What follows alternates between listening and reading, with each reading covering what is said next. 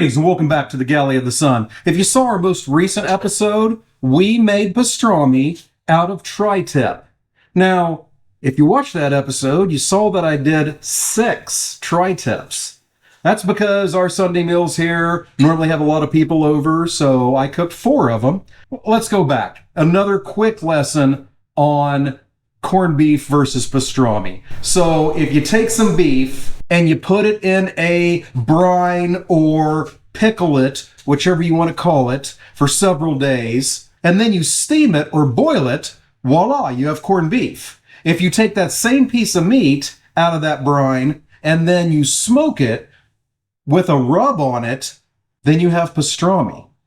So I'm going to call this corned beef, but it really hasn't been cooked yet, so it really isn't yet. But what we're doing today is we're going to take the remaining 2 brined tri-tips that I have that are ready to be either corned beef or pastrami. We're going to grind them up and make Smashburgers. And we're not just going to make Smashburgers, we're going to make Reuben Smashburgers out of them. Thought of this in my own little head. At least I think I did. I didn't see it anywhere else. So let's give this a shot and see how it comes out. First thing we need to do is to get this cut into strips that I can put into my meat grinder. Now, if you do a lot of grinding meat, I'll tell you what, spending the money on a good quality grinder is going to make a huge difference to you.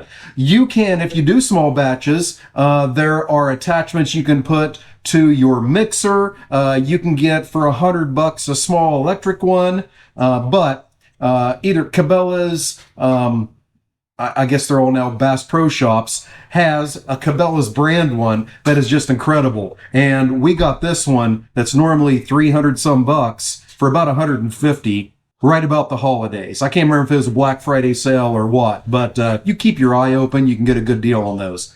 Makes a world of difference. We make our own ground beef, we make our own sausage, so definitely this was a good investment for us. I digress. Let's get this chopped up. And after it's set in that brine for 4 to 5 days, you can see that deep red color that you see with corned beef or pastrami. Oh, it's smelling incredible. And it's raw. Now, I talked about this in the other episode. Typically, corned beef or pastrami is made from brisket, which is a lot thicker. The advantage to doing this tri-tip is it doesn't take as long to get that brine penetrating all the way through the meat. All right, now we're going to run this through the grinder. First of all, I've got the coarse die in there, the one with the big holes. We're going to run it through that first.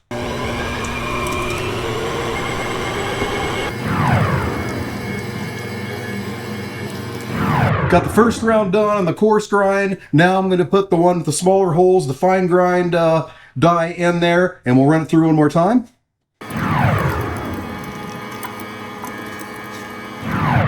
All right, there we go. Now, there is a trick you can do if you want to get every last bit of the meat out of there, because there is some meat left in here. You can take some bread and shove that in there. You'll definitely see the color difference as the bread starts to come out. It'll push all of the meat out, and voila, you don't lose any meat. Now, tonight, I'm making 4 Smashburgers, so 8 patties for the citizens of the Galley of the Sun. Using 4-ounce balls of meat, as I always do when I make Smashburgers, I only need about 2 pounds. I think I have about 3 here, so we're just going to start making up 4-ounce balls of meat and see where we are. I may just ball them all up, take some of this, and set it aside if I have enough. And maybe, who knows what you could make with this? Reuben egg rolls, a Reuben quesadilla, who knows? So we'll see.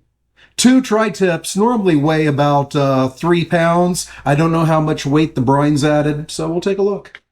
I'm going to make up my 4-ounce balls of meat, get this chucked in the refrigerator, and then we'll see you next out at the griddle, ready to make these Smashburgers. We'll see you then. Got the Blackstone griddle preheated. Now let's make us some Smashburgers. Get down some Wagyu beef tallow. Pay attention so it doesn't run down the grease trap before I get it in here. I ended up with 14 4-ounce patties and had 2 pounds to put back in the freezer for a future episode. Who knows what we'll come up with. Get our trusty smasher lubed up. Burger down, smash.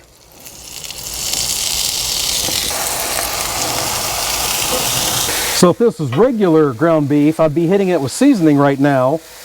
But after it's been sitting in that brine for 4 or 5 days, it don't need no seasoning. It's plenty seasoned. You definitely don't want to put anything salty on here. Now that I have the 12th one on, it's time to start flipping the first ones I put on. Now the director isn't the biggest Reuben fan, so I'm going to put Gouda on hers. The rest of them get Swiss, because the rest of us love Reubens. As we're getting these cheese, hey, what is your favorite smash burger? Put it down in the comments. Love to know.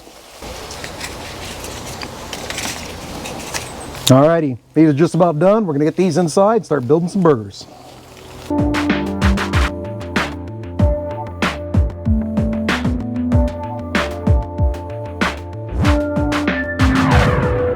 So as I was outside slaving away on the griddle, the director expertly got our buns toasted, got some Thousand Island dressing on there, some of that Savory sauerkraut that I absolutely love. That's made in beer barrels. You can get it at Walmart. Incredible. So we have our smash burger. Now, of course, I'm going to tell you this is excellent. So I'm going to bring in an independent judge.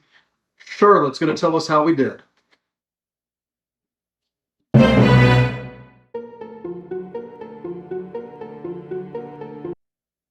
What surprised me when I was cooking these is that when I smashed the patties, because it was corn, I don't know if it was because it's corned beef or what, but it held together much, much better. Maybe it's because it had less fat. I don't know, because the tri-tips are less fatty than what we normally make with the chuck and ribeye or chuck and brisket mixed together. All right, so what do you think, Gorgeous?